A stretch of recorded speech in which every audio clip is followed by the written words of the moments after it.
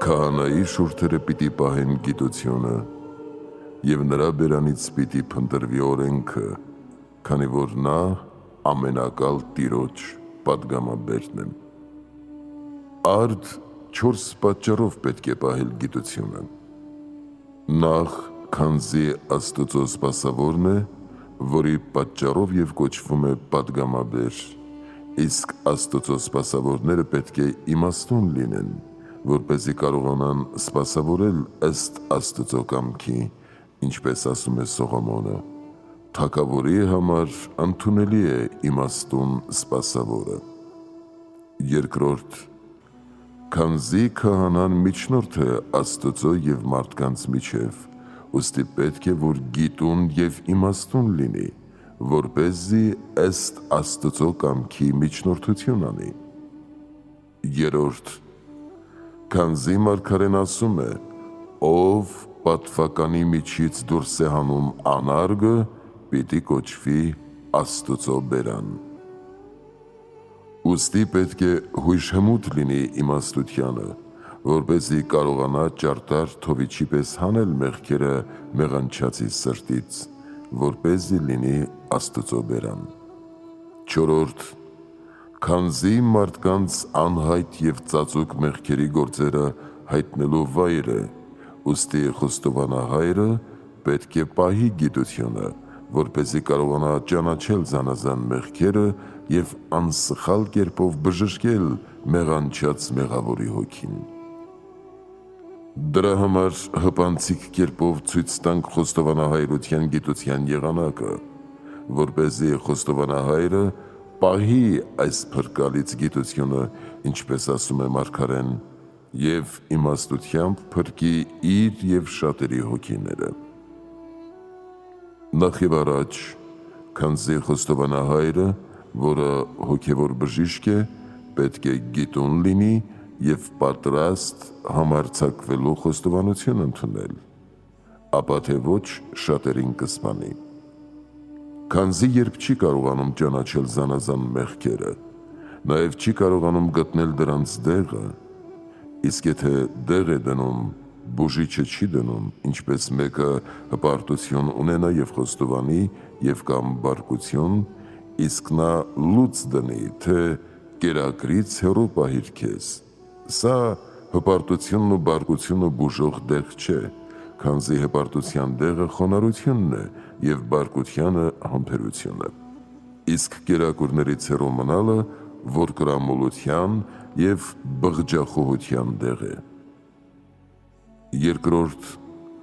խոստովանահայրը պետք է քննի մարդկանց բարքերը, թե ինչպիսի բաներից հեռու պահի նրանց սիրտը ընդունելու ապաշխարության լուծը և գիտենա ժամանակների, առուների և էգերի զանազանությունը։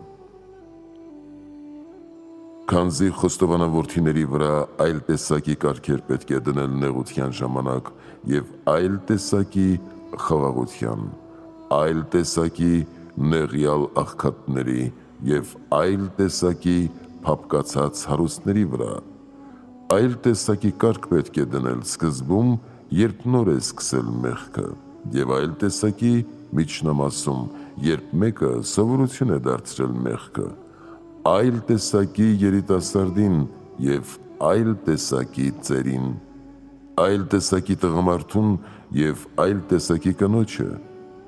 այլ տեսակի առաջնորդներին, որոնք աչքերի փոխարեն են, և այլ տեսակի խառնիճաղանճ ժողովրդին, որոնք ոտքերի փոխարեն են։ Երրորդ, քանզի մարմնավոր բժիշկը դեղ չի տալիս այն հիվանդին, որը մահվան դուռն է հասել, որպեսզի նրա բնությունն ավելի չտկարանա և չմեռնի։ Այսպես, հոգևոր բժիշկը, երբ տեսնում է, որ մեղավորը հիվանդ է մարմնավոր հիվանդություններով, պետք է լսել նրա մեղքերը, սակայն վրան կարգ չդնել, այլ նրա հոգին հանձնել Աստծուն և ցույց տալ նրան այդ մեղքին արժանի կարգը, որպեսզի եթե հիվանդությունից ապաքինվի, կատարի։ Չորրորդ, խոստովանահայրը պետք է ճանաչի բոլոր հիվանդությունների դեղերը, որպեսզի ընդդեմ մեղքի դեղ տա, ինչպես ընդդեմ ամբարտավանության խոնարհություն գործելը, ընդդեմ նախանձի և ատելության սերը, ընդդեմ բարկության հեզությունը, ընդդեմ ծլության աշխատասիրությունը, ընդդեմ ագահության և արծաթսիրության տալը և ողորմելը, ընդդեմ որդկրամոլության ժուժկալությունը, որ պետք չէ հարբել գինով և հափրանալ մսով, ընդդեմ բղջախոհության պահքը, աղոթքը և մարմնի տանջանքը, ընդդեմ լուտանքների և հայհոյության մեղան և փառաբանությունը, ընդդեմ ծաղրի և կատակերգության լացը և միշտ հոգևորի մասին խոսելը,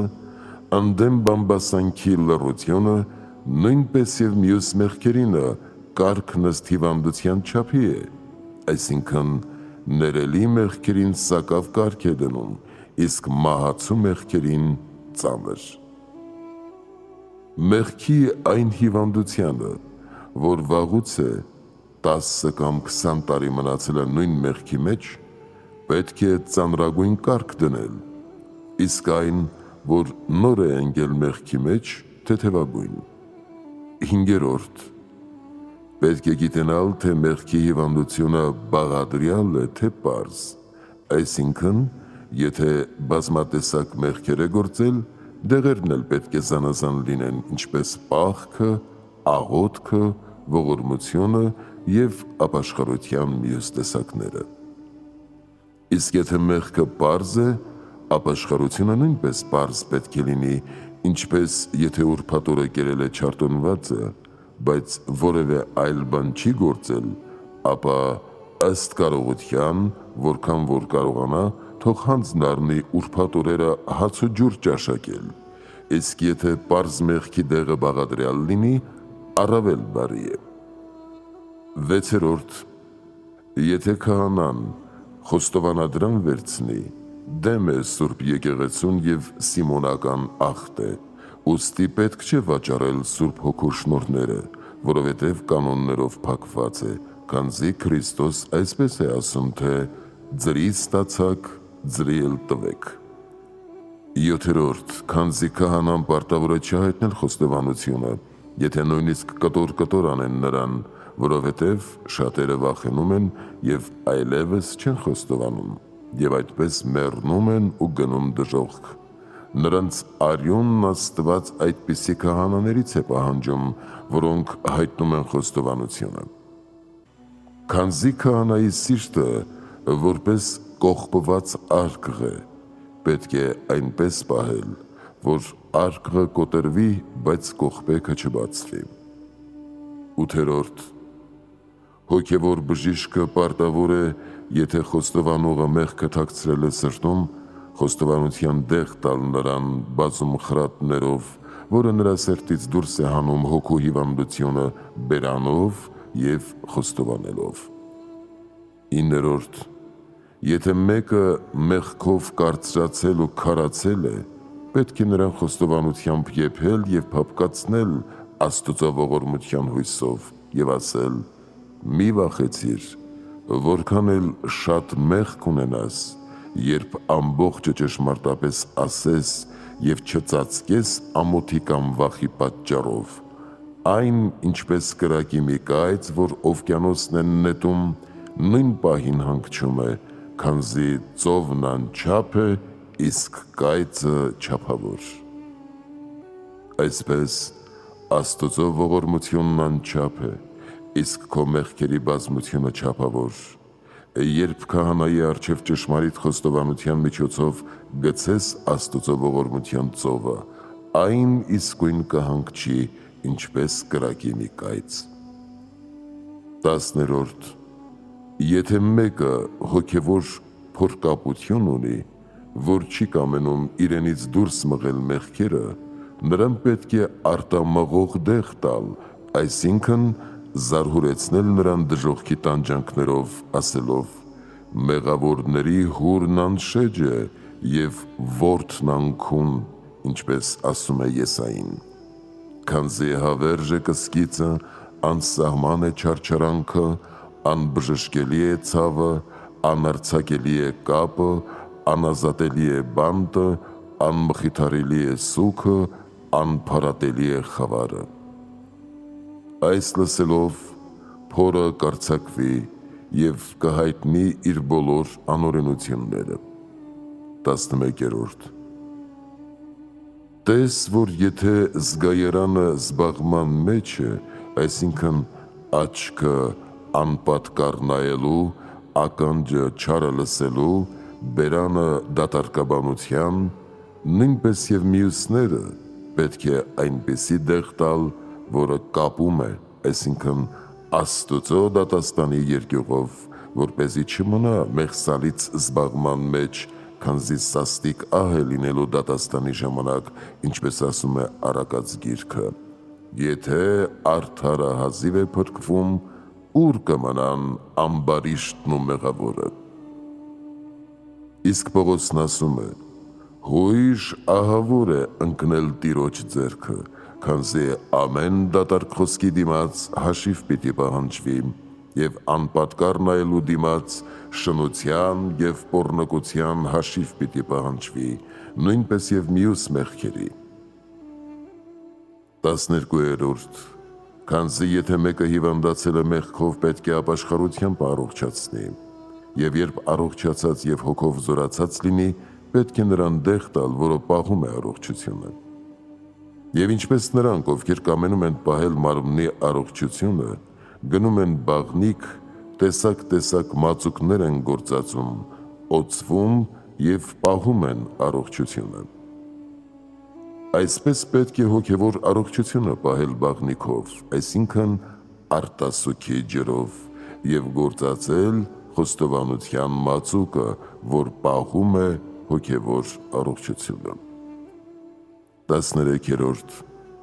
Խոստովանահոր գործն է մեղավորներին տես գնալ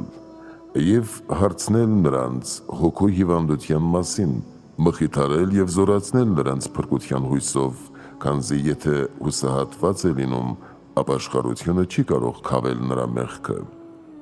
Քանզի Հուդան ոչ թե մեղքի ծանրության պատճառով մեռավ, այլ անհուսության։ Բայց եթե հույսը զորացած է լինում և սակավ ինչ զղջում է, ապաշխարությունը կարող է քավել մարդու մեղքը։ 14. Քանզի երբ մեկը հույժ ծանրորեն մեղանչում է, պետք չէ, որ նույն պահին նրան հատի եկեղեցու անդամներից, անիծելով կամ բանադրելով կամ նրանից երես դարձնելով, այլ պետք է նրան խնամել, խրատել և ետ դարձնել մեղքերից։ Եվ եթե դարձի չի գալիս, այլ դարձյալ անզեղջ կամքով ընկղմվում է մեղքի մեջ, այնժամ նրան պետք է հատել եկեղեցուց բանադրանքով և անեծքով, որպեսզի ուրիշներին չափականի, ինչպես ասում է Մովսեսը, թե չարը մեջտեղից վերացրուն։ 15. Խոստովանահայրը պետք է փորձի, եթե կարող է քաղցր խոսքերով և ապաշխարության թեթև կարգով դարձի բերել մեղավորին, ուրեմն թող դարձի բերի, իսկ եթե չի կարող ետ դարձնել մեղքերից, ապա պետք է սաստիչ և խիստ խոսքերով զարհուրեցնել նրան և ծանր ապաշխարություն դնել նրա վրա, որպեսզի ծանր ապաշխարության երկյուղի պատճառով թողնի մեղքերի նկատմամբ հոժարությունը։ 16. Խոստովանահայրը սկզբում պետք է ասի, որ խոստովանում ես Աստուծո առջև, այլ ոչ թե մարդու, և Աստված ողորմած է, որ եկավ մեղավորների համար, Պետրոսին, Պողոսին,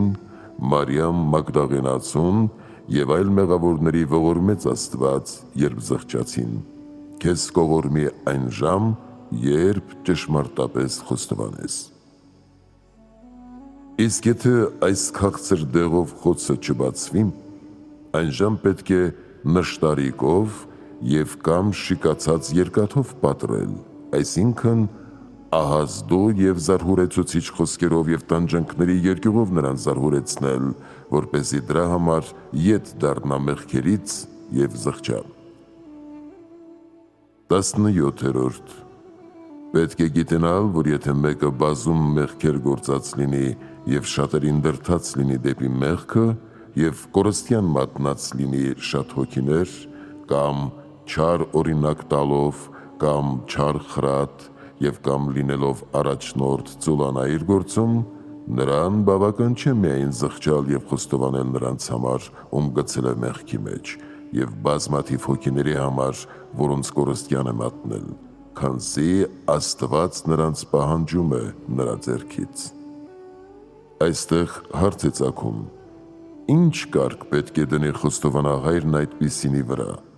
որը շատերին կորստյան է մատնել, թե նրան բավական է պահքն ու ողորմությունը։ Վարդապետները պատասխանում են, որ բավական չէ, քանզի եթե մեկի հիվանդությունը գլխին է, բայց դեղը ոտքին է դնում, այսպիսին հիմար է, քանի որ ուր հիվանդությունն է, այնտեղ պետք է դնել դեղը, քանզի նրանց, ում կորստյան մատնեց մեղքերով, նաև պետք է դեպի զղջում բերի, դարձյալ պետք է գիտենալ, որ գողությունը երկու տեսակի է, հոգևոր և մարմնավոր, և հոգևոր գողությունն ավելի ծանր է, արդ այն, որ մարդկանց դրդել է դեպի մեղքը գողություն է, քանզի մարդկանց հափշտակում է Աստծո գանձատնից։ Ուստի նրան բավական չէ պահքով, աղոթքով և ողորմությամբ քավել իր մեղքերը, այլ պետք է դարձյալ գտնել կորուսյալ հոգիներին, հորդորելով դեպի բարին և նրանց վերադարձնել Աստծո գանձատուն։ Դարձյալ, եթե մեկը կողոպտում և մերկացնում է մեկ ուրիշի, և խոստովանահայրը նրան պատվիրում է պահքի մեջ մնալ, դրանով չի կարող առողջացնել նրան, քանզի հիվանդությունը թիկունքի վրա է, որովհետև մերկացրեց մարդկանց թիկունքը, իսկ նա սպեղանին դնում է կրծքին, այսինքն պահքը, որը մեղմացնում է սիրտը, այլ դեղը պետք է դնել այնտեղ, ուր հիվանդությունն է, քանի որ մերկացրեց մարդկանց, դարձյալ պետք է զգեստավորել նրանց և ինչ որ հափշտակել է վերադարձնել։ Եվ Քրիստոսին փառք, Հոր և Սուրբ Հոգու հետ, այժմ և միշտ և հավիտյանս հավիտենից, ամեն։